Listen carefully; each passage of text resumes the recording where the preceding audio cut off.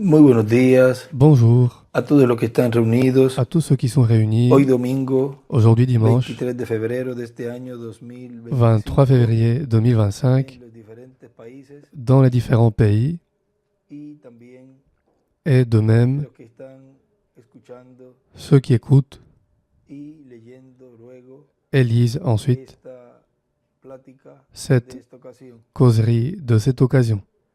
En Hebreos capítulo 4, Dans Hébreux chapitre 4, verso 9 en adelante dice: verset 9 et suivant, il est dit: Por tanto queda un reposo Il y a para el donc un pueblo de repos Dios, de sabbat réservé au porque peuple de el que Dieu, ha entrado en su car celui qui reposo entre dans le también repos de reposado Dieu de sus obras, se repose de ses como œuvres, Dios de las suyas. comme Dieu s'est reposé des siennes. Procuremos, pues, Efforçons-nous donc entrar en aquel reposo, d'entrer dans ce para repos, que ninguno caiga afin que en personne ne semejante tombe ejemplo de en donnant le même exemple de désobéissance, car la parole de Dieu est vivante et efficace, plus tranchante qu'une épée quelconque à deux tranchants, pénétrante jusqu'à partager âme et esprit, jointure et moelle. Elle juge les sentiments et les pensées du cœur. Du courage pour accepter la parole. Vous pouvez vous asseoir, s'il vous plaît. Le docteur William Soto Santiago nous dit dans le message « L'eau de l'enseignement », prêché le 17 août de 75 à Ponce, à Porto Rico, il nous dit « Maintenant, remarquez, quand il s'est manifesté dans la chair humaine, alors les gens disaient « Je crois le message ». Et ça a apporté 3 sortes de croyants. Ou, dans le message, ils ont suivi le prophète comme les 3 sortes de croyants qui sont sortis d'Égypte en suivant Moïse. Dans le message, 3 sortes de croyants, le révérend William Branham nous dit à la page 37 de ce message, il dit « Maintenant, la parole de Dieu ou les dogmes de l'Église, voilà ce qu'il y a devant vous. Pouvez-vous prendre, accepter ce que disent les dogmes de l'Église ou acceptez-vous ce que dit la parole? Souvenez-vous, il en a été dans tous les âges comme il en est maintenant même. Il y a toujours parmi les gens une croyance populaire et elle a toujours été un peu contraire à la vraie parole. Souvenez-vous, il n'a jamais été question de la nier complètement. Oh non. L'Antichrist ne nie pas la parole, certainement pas.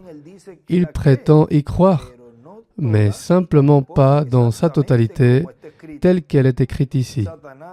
Satan a parlé à Ève, elle a cru toute la parole, sauf cette petite partie qui lui a dite.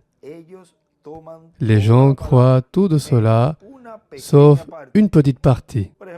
Par exemple, ils croient tout le message, et nous croyons le message, nous croyons tout ce qu'a apporté Frère Branham, nous croyons tout ce qu'a apporté Frère William, mais quand cette parole est vivifiée, alors je ne crois pas ça.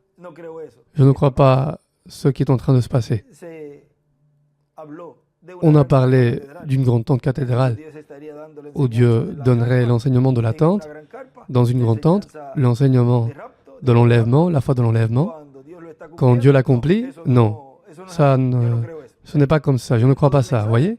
Ils ont tout le message, mais ils ne croient pas tout le message. Il y a une petite partie qu'ils ne croient pas. Peut-être avancer vers le baptistère.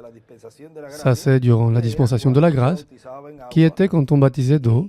Et là, on rendait témoignage de la mort, l'ensevelissement et la résurrection de Christ, sous la dispensation de la grâce.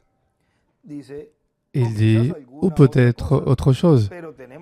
Vous devez en accepter chaque partie exactement telle qu'elle est écrite ici.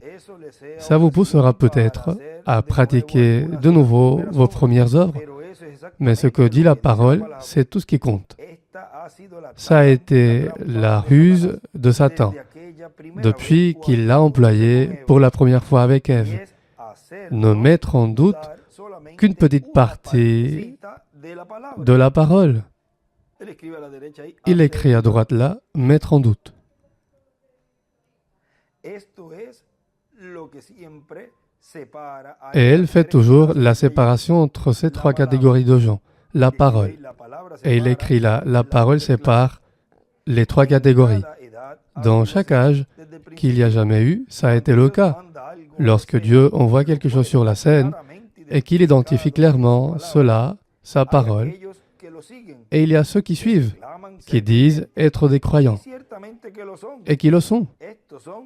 Il y a ceux qui ne rebroussent pas chemin. Ils croient la parole. Là, il écrit à gauche, le croyant ne rebrousse pas chemin. Et ça, c'est quelque chose de très important. C'est-à-dire, vous voyez, le croyant ne rebrousse pas chemin. Il y a ceux qui ne rebroussent pas chemin. Ils croient à la parole. Aussi longtemps que vous restez dans la parole, ils croient cela. Mais lorsqu'elle va un peu à l'encontre de leur croyance, peu importe à quel point Dieu identifie cela, ils disent, eh bien, je ne suis vraiment pas sûr de ça. Voilà l'incroyant. Ou alors, vous suivez tout bonnement jusqu'à ce que vous ayez l'occasion de dire, ah, nous y voilà. Un Judas prêt à poignarder quelqu'un dans le dos, comme il l'avait fait. Ça, c'est le soi-disant croyant. Je savais que tôt ou tard, on finirait par le découvrir. Nous y voilà. Ça, c'est le soi-disant croyant. Tout ça, en tout point, on le voit dans la Bible. Et il écrit là, il y a un écrit ici derrière, où il écrit « La parole sépare les trois groupes ». Maintenant, il continue à dire ici, dans ce message, l'eau de l'enseignement, le docteur Sotodi continue à dire, de même, en suivant le messager de ce temps-ci, l'Élie qui devait venir, les trois groupes sont sortis. Rappelez-vous bien ça, ne vous mettez pas à chercher les trois groupes en dehors du message, mais dans le message. Rappelez-vous quand il en a parlé, nous l'avons lu il y a peu, qu'il a dit qu'il savait dans quel groupe il était, et il dit, frère William, maintenant, vous identifiez dans quel groupe vous êtes. Parce que dans ces quatre groupes qu'il mentionnait,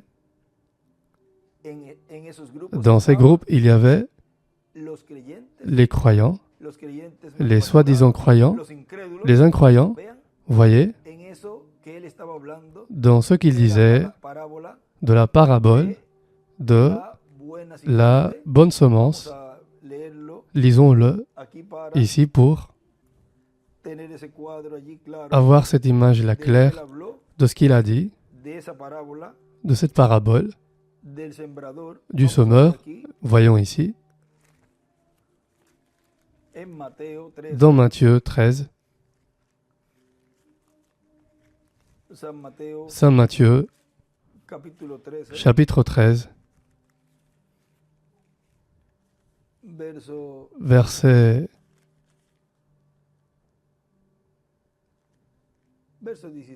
16, voyons.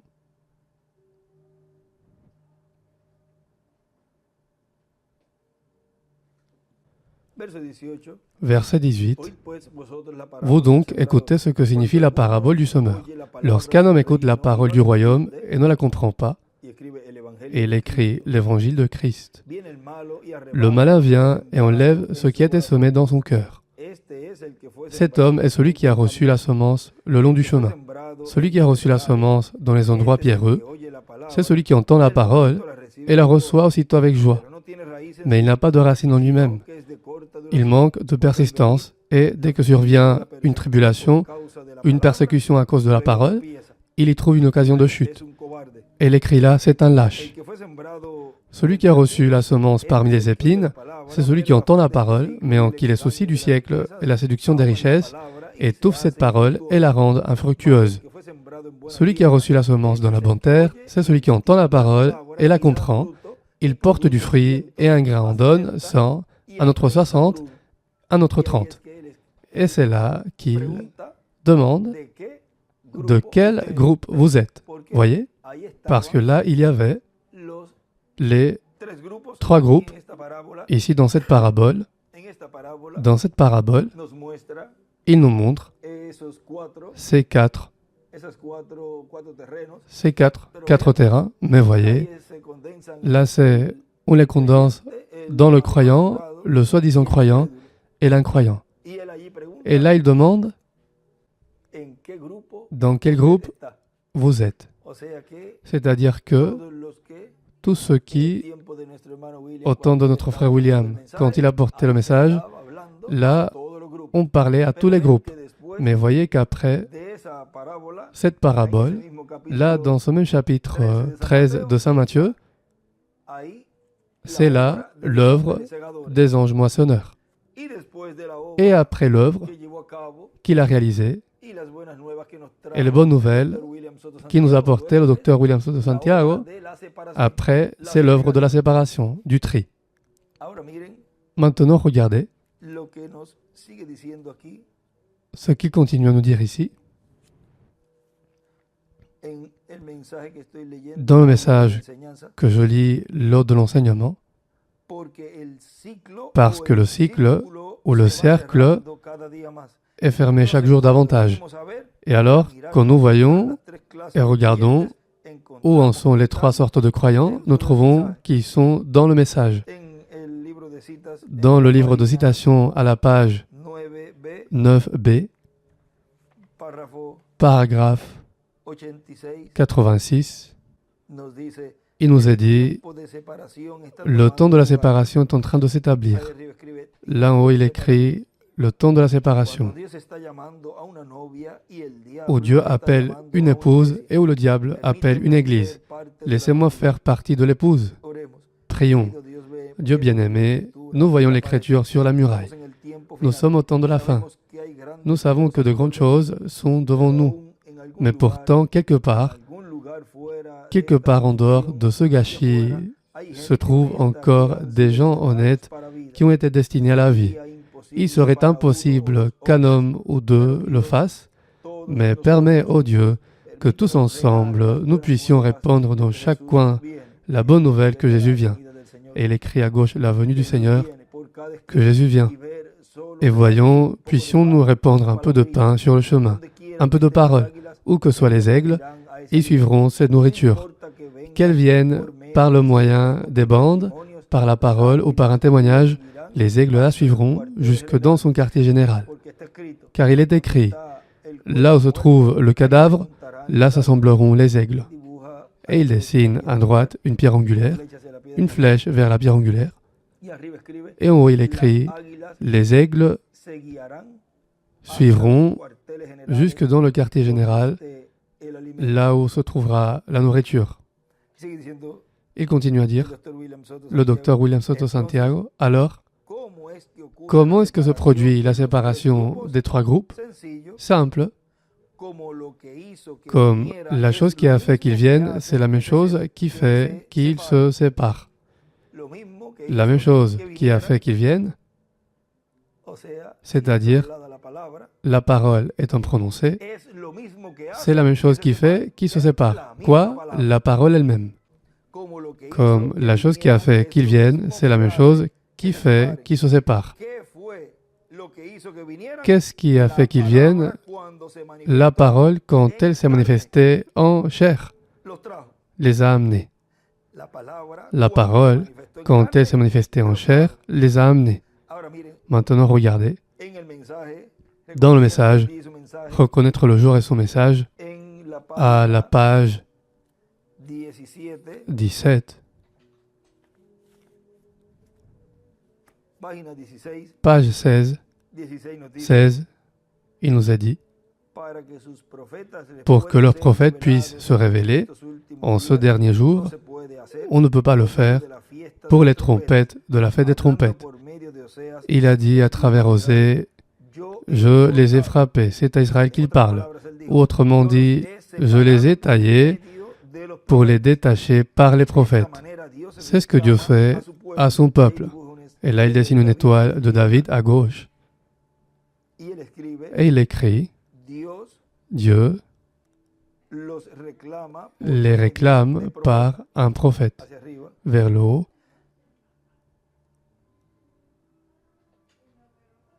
De esta manera, Dios reclama a su C'est ce que pueblo. Dieu fait à son peuple. Il les a taillés pour les détacher des autres nations. Par quoi? Son épée a de tranchants sa parole. Il a taillé sa nation pour la détacher des nations par les prophètes, sa parole confirmée. De même, il a taillé son épouse pour la détacher des dénominations par sa parole. Elle écrit là, Élie, une promesse de Malachie 4 au dernier jour. Il a taillé son épouse, il l'a détachée des autres églises. Il les a taillés pour les détacher par ses prophètes, par la parole qui taillait Israël. Sépare-toi des autres. Regardez, la fois où ils voulaient faire comme les autres, ils sont venus au prophète Samuel. Celui-ci a dit, « Vous ai-je déjà pris de l'argent? Vous ai-je déjà dit quoi que ce soit au nom du Seigneur qui ne soit pas arrivé ?» Ils ont dit, « Non, c'est vrai, mais nous voulons quand même avoir un roi. » C'est ce que les églises ont fait. « Oh, nous croyons à la parole. C'est bien, mais vous savez, ils disent qu'on devrait faire ceci. » En avez-vous vu l'image? Tout comme c'est aujourd'hui. Parce que, comme c'était dans les temps passés, il en est de même en notre temps. Tout ce qui s'est produit dans les temps passés s'actualise toujours. Oh, nous croyons à la parole. C'est bien, mais vous savez, ils disent qu'on devrait faire ceci. Là, ils mettent des conditions aussi à Dieu. Peu m'importe ce qu'ils disent. C'est la parole qui a raison. Dans l'attente, il les a taillés pour les détacher par les prophètes. Et il dessine une étoile de David à gauche. Et il écrit, Dieu taille, détache son peuple par un prophète. Maintenant, il continue à dire ici, notre frère William. Qu'est-ce qui a fait qu'ils viennent? La parole, quand elle s'est manifestée en chair, les a amenés. Alors, la parole elle-même se manifeste de nouveau et se fait connaître. La parole elle-même, le message lui-même, se fait connaître. Dans le message, l'évangélisation du temps de la fin, à la page 17, le révérend William Branham nous dit ici, donc vous voyez que ce n'est pas simplement, eh bien, je crois ceci, mais je ne sais pas au sujet de cela. Vous devez croire tout. Peut-être que vous n'avez pas la foi pour y arriver, mais n'essayez pas de vous tenir en travers du chemin de quelqu'un d'autre. J'ai souvent dit que je souhaite avoir la foi de partir comme Enoch lorsque ma vie sera terminée, ne pas mourir, mais partir simplement pour une promenade d'après-midi et rentrer à la maison avec Dieu. J'aimerais faire cela. Mais si je n'ai pas ce genre de foi, je ne me mettrai pas en travers du chemin d'un autre qui aurait ce genre de foi, voyez-vous? Et là, il dessine à gauche une étoile de David. Maintenant, nous sommes en temps du soir. Et les messagers, à travers l'âge, nous découvrons qu'au début, quand un messager a été envoyé, mal interpréter sa parole ou douter d'une seule parole signifiait l'anéantissement total et la séparation éternelle avec Dieu. Mal interpréter la parole de ce messager. Et le premier messager était Dieu lui-même. Et depuis, chaque autre messager a été Dieu parlant à travers l'homme, ce qui est la parole de Dieu. Maintenant, le premier homme, voyez, c'était Dieu lui-même quand il a créé les cieux et la terre. Mais voyez que, après, ce premier homme, Dieu en théophanie créant, voyez, c'était Adam. Et il dit que, depuis, ça a toujours été comme ça, de cette manière. Et depuis, chaque autre messager a été Dieu parlant à travers l'homme, ce qui est la parole de Dieu. Car pour lui, il n'y a alors personne au travers de qui il puisse parler, si ce n'est celui-là même à qui il parlait. Car le Seigneur ne fait rien sans avoir d'abord révélé ses secrets à ses serviteurs, ses prophètes. Amos 3:7. Et pas des groupes, mais un individu. Dieu traite toujours avec un seul homme. Mais depuis qu'il a fait l'homme et qu'il a racheté l'homme, cela était Dieu parlant à travers l'homme. Il n'utilise pas l'intermédiaire d'un engin mécanique, mais l'intermédiaire de l'homme, d'un homme qui s'est abandonné et consacré à Dieu. Combien nous pourrions le faire ressortir à travers les prophètes et Samson en continuant jusqu'à cet âge-ci? Cela a toujours été un individu avec Dieu. Et il dessine là, sur la phrase où il est dit « Cela a été Dieu parlant à travers l'homme », il dessine une étoile de David à droite, et là il écrit vers le haut « Dieu parlant toujours à travers l'homme ». Et le docteur William Soto Santiago continue à dire, ici dans ce message, c'est-à-dire, par exemple, maintenant c'est le temps où le message est connu. Voyez, tout cela, en ce temps, nous montre ce qui allait se produire à la fin de la dispensation de la grâce et au commencement de la dispensation du royaume avec l'enseignement du message, du fondement que nous a apporté le révérend William Branham. Parce que, rappelez-vous, l'ange lui a dit « Ton message précursera la seconde venue du Seigneur. » Vous voyez, l'ange lui-même était là en train de donner une révélation à frère Branham parce que, vous voyez, que lui-même, après, il a dit « Ce n'est peut-être pas moi qui le ferai, mais ce message présentera Jésus-Christ au monde. » Alors il prononce la parole que l'ange lui avait dite quand il baptisait la personne numéro 17. Voyez-vous, là, il le lui avait dit. Ton message précursera la seconde venue du Seigneur. Maintenant, voyez ici ce qu'il continue à dire. Le docteur William Soto Santiago, c'est-à-dire par exemple, maintenant c'est le temps où le message est connu.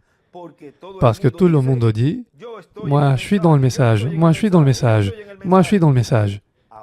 Maintenant voyons ce qu'est le message de l'heure. Et vous verrez que c'est cela qui fait la séparation. Car ça met les incroyants hors du message. Dans le message, poussé à bout, le révérend William Branham nous dit à la page 16, il dit, vous les pentecôtistes, c'est là que vous avez failli. Vous avez pensé que, comme vous êtes nés de l'Esprit de Dieu, le droit d'aînesse, c'était réglé. Mais cela ne fait que commencer la chose. Souvenez-vous du message, écoutez-le, comme l'enfant, après qu'il était né dans la famille, il devenait un fils. Il avait droit au droit d'aînesse, mais il devait être éprouvé, il devait être éduqué en tant qu'un enfant. Et alors, s'il s'avérait qu'il n'était pas un enfant obéissant à la volonté de son père, alors il ne devenait pas héritier. Il n'héritait de rien, bien qu'il fût un fils, mais il n'héritait de rien s'il ne s'intéressait pas au travail du père. Et ainsi, quand le Saint-Esprit, là à droite vers le haut, il écrit « Accomplir la promesse de l'âge messianique ». Et ainsi, quand le Saint-Esprit est descendu sur les pentecôtistes et que les dons et les choses qui étaient dans l'Église ont commencé à être restaurés, ils se sont dit que, comme ils étaient nés de l'Esprit, cela réglait la chose. Mais vous voyez, il y a le placement du Fils.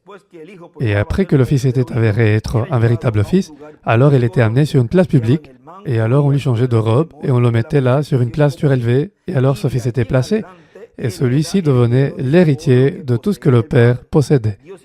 Dieu a fait la même chose à son Fils sur la montagne de la Transfiguration. Celui-ci était couvert d'une nuée, et il était transfiguré, et ses vêtements resplendissaient comme le soleil. Et une voix fit entendre ces paroles. Celui-ci est mon Fils bien-aimé, en qui j'ai mis toute mon affection. Écoutez-le. Moïse et la loi ont failli.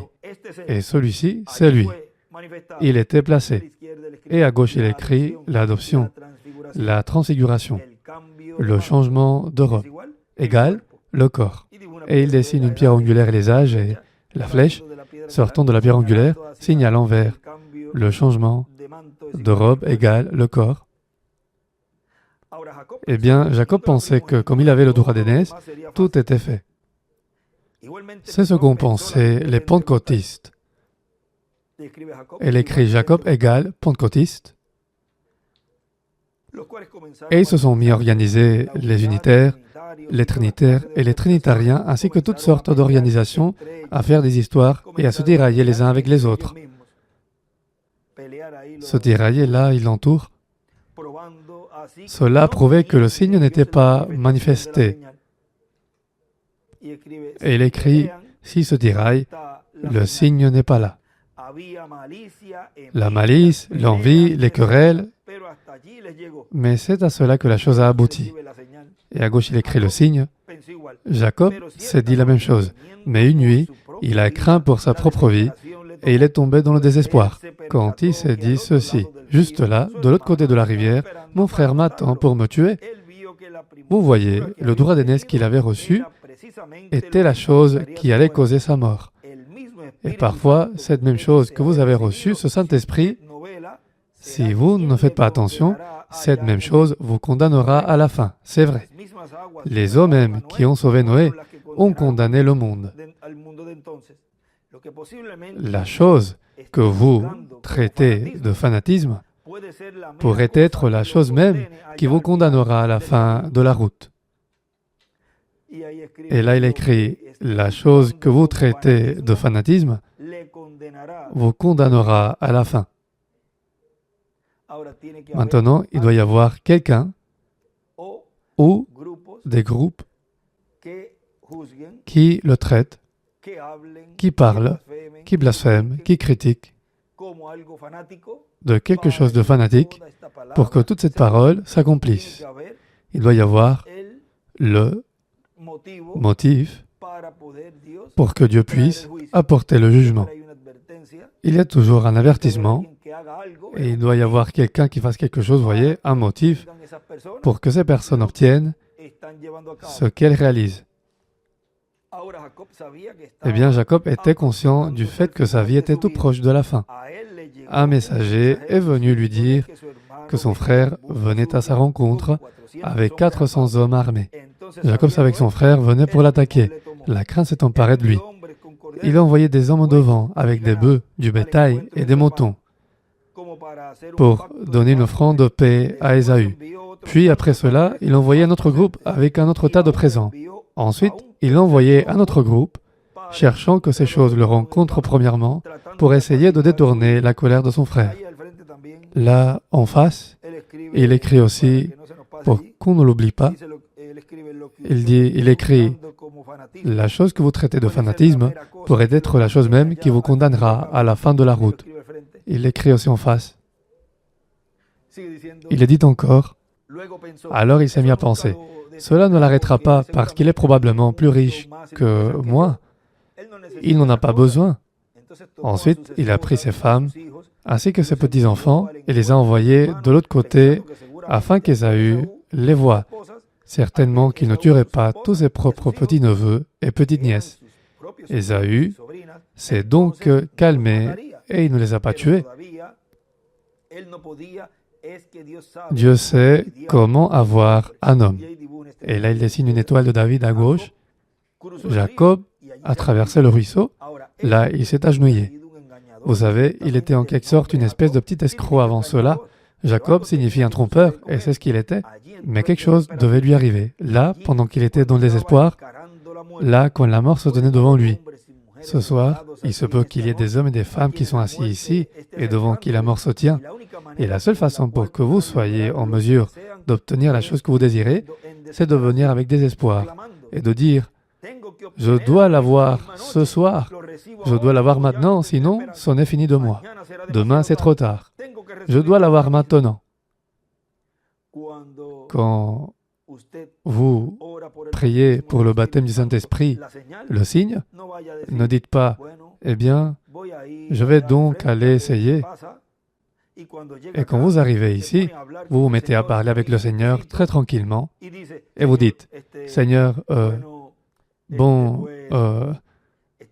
je suis un peu fatigué. Oh miséricorde, restez sur votre siège, n'essayez même pas. Si vous venez en disant « Je passerai dans la ligne de prière pour qu'on me mette de l'huile sur la tête, et je verrai si cela me fera du bien. » Vous feriez aussi mieux de rester là où vous êtes, jusqu'à ce que vous en arriviez à ce point-là, jusqu'à ce que toute l'Église arrive à ce point, entre la vie et la mort, comme quoi vous devez l'avoir maintenant, sinon vous allez périr. Alors, Dieu entrera en scène Il faut être poussé à bout pour amener Dieu sur la scène. À gauche, il écrit le signe, et à droite, il écrit « Être poussé à bout amène Dieu sur la scène ». Et le docteur William Soto Santiago continue à dire ici « Voyons-le pendant un petit moment. Même s'ils puissent dire qu'ils sont dans le message, être réellement dans le message, c'est être dans ce qu'est réellement le message et croire ce qu'est réellement le message. » Regardez dans le message que nous avons lu il y a quelques minutes, l'évangélisation du temps de la fin, mais à la page 46, là il nous est dit, Pierre avait une épée, il a tiré cette épée, il allait couper l'oreille du souverain sacrificateur. Et des choses comme cela, il l'a fait. Mais lorsqu'il fallait montrer du vrai courage chrétien, il ne l'avait pas. Il a reculé et l'a renié. Est-ce vrai? Il pouvait couper l'oreille du grand prêtre avec son épée, c'est sûr. Il savait comment la manier. Mais quand est venue la pression, comme beaucoup, ils ont tout le message et ils savent manier le message. Ils connaissent tout très bien. Et ici, il dit ceci, et ici, il dit autre chose, et ici, il dit autre chose, et ici, dans la Bible, il est dit ceci. Et tu vois qu'ils connaissent très bien le message, très bien la Bible. Érudits, conscients, 50 ans dans le message. D'autres encore plus, d'autres un peu moins. Mais quand il s'agit de la pression, comme il est dit ici, mais quand est venue la pression et le temps de tenir ferme sur la parole de Dieu, il n'avait pas le courage et a même nié qu'il connaissait Jésus. Vous voyez, cela nous montre, représente ceux qui renieront la parole. Même en ayant tout le message et en disant « Moi je suis dans le message, moi je suis dans le message, moi je crois le message ». Là se trouve la représentation de ceux qui renieront la parole. Comme en Moïse, quand il a frappé le rocher pour la seconde fois, se trouve la représentation de ceux qui crucifieront la parole en parlant de la chair et d'autres choses à sa seconde venue, le Seigneur. Ce dont il y a un extrait que, à un moment donné, nous lirons, où notre frère William nous en parle. Maintenant, il est dit encore, et aussi dans J'accuse ces générations, frère Branham nous en parle. Maintenant, il est dit encore, mais quand est venue la pression et le temps de tenir ferme sur la parole de Dieu, il n'avait pas le courage et a même nié qu'il connaissait Jésus. C'est là où on en est aujourd'hui. Nous avons le courage de construire des bâtiments et d'y mettre des millions de dollars. Nous avons le courage d'installer de grandes orgues et des sièges en peluche et tout, et d'aller faire des prosélytes de lieu en lieu, et faire en sorte que les méthodistes deviennent baptistes, etc., de changer ainsi de droite et de gauche. Mais lorsqu'il s'agit d'avoir du courage chrétien, d'accepter la parole et le message de Dieu et de tenir ferme sur elle, nous sommes un petit nombre. Nous nous enfuyons. Maintenant, n'est-ce pas comme il s'est passé au temps de Noé? Ils ont travaillé, une tant de gens pour construire l'arche de Noé. Et voyez, à quoi leur a-t-il servi d'y consacrer leur temps? Beaucoup pour sûr ont fait des offrandes aussi, sans s'en rendre compte, ou ont voulu le faire et ont aidé dans beaucoup de choses. Mais quand on essayait de faire, eux, la partie qui leur correspondait, de croire ce prophète, quand cette parole a été prononcée, que Dieu allait détruire le monde par l'eau, alors là, ils se sont enfuis. De même, on leur donne l'opportunité, et on leur a donné l'opportunité de faire des offrandes, même de travailler dans la grande tente cathédrale. Et d'autres y ont versé beaucoup d'argent et ont apporté des choses, et ils y ont versé ceci et cela, et ils ont aidé à faire l'affaire et beaucoup de choses. Mais après, quand la parole est alors accomplie, ce que Dieu a dit que serait l'accomplissement de la vision de la tente, alors ils s'enfuient. Non, ce n'est pas possible. Vous voyez, à quoi ça leur sert d'avoir travaillé et d'avoir consacré leur temps, d'avoir fait des offrandes et tout ça, pour avoir une part dans la grande tente cathédrale, si après, ils lui tournent le dos. Vous voyez, c'est la même chose qui s'est produite dans les temps passés. L'histoire se répète avec de nouveaux personnages. Mais lorsqu'il s'agit d'avoir du courage chrétien, d'accepter la parole et le message de Dieu, et de tenir ferme sur elle, nous sommes un petit nombre, nous nous enfuyons. Donc, à nouveau, à quoi servent vos pierres sans un maçon? Et dans un message, je crois que c'est dans les douleurs de l'enfantement, où il dit que ça c'est un prophète. N'est-ce pas vrai? Quand il parle de tourner à un coin, Dieu recherche le caractère, pas des adhésions.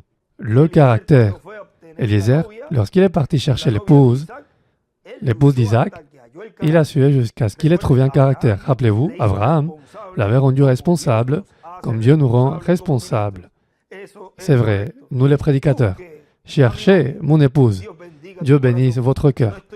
Je ne recherche pas de membres, je recherche ceux qui sont purs de cœur. Voyez-vous, quelqu'un qui croira la parole. Et là, il écrit Eliezer égale le serviteur d'Abraham. Du courage pour accepter la parole. Et là, il écrit du courage pour accepter la parole. Elle continue à dire, le docteur William Soto Santiago ici. Maintenant, remarquez, quand ce qu'est le message en soi commence à être prêché, parce que le message alors, que fait-il? Il vient et il prend de nouveau, il prend un prédicateur et il entre en quelqu'un, et alors il commence à sortir. Quoi? Le message sous forme d'enseignement. Alors, quand le message commence à sortir sous forme d'enseignement, alors c'est là que beaucoup disent, moi je ne crois pas ça, je ne crois pas ça. Et alors, qu'est-ce qui se passe? Alors il commence à y avoir une séparation. Les incroyants disent, moi je ne crois pas. Alors, d'où est-ce qu'ils partent? Ils partent du message, même s'ils disent qu'ils sont dans le message. Mais ils partent du message parce qu'ils partent de ce qu'est réellement le message. Et rappelez-vous que le message et le messager, c'est la même chose. Par conséquent, quand cette parole est faite chair, parce que la parole, où qu'elle est, elle est voilée. Et quand l'ange lui a dit, ton message sera précurseur ou précursera la seconde venue du Seigneur, voyez, c'était le message qui allait être dans la bouche d'un homme. Par conséquent, il faut avoir du courage pour accepter la parole. Du courage pour accepter la parole. Que Dieu vous bénisse, que Dieu vous garde et que Dieu nous ouvre l'entendement, le cœur pour continuer à comprendre sa parole dans cette dispensation du royaume et tout cet enseignement que nous le recevions. Et même si nous ne comprenons pas pour le moment certaines choses, nous les croyons de tout notre cœur et Dieu alors nous ouvre l'entendement au fur et à mesure que nous écoutons. Du courage pour accepter la parole. Qu'aujourd'hui aussi, à l'activité de 10 heures du matin, que Dieu nous donne là aussi toute portion correspondant à cette occasion-là. Que Dieu vous bénisse et vous garde et passez tous une matinée heureuse et une journée heureuse, pleine des bénédictions de Dieu et bon appétit pour le petit déjeuner, ceux qui vont prendre le petit déjeuner maintenant de bonne heure. Que Dieu vous bénisse et vous garde tous.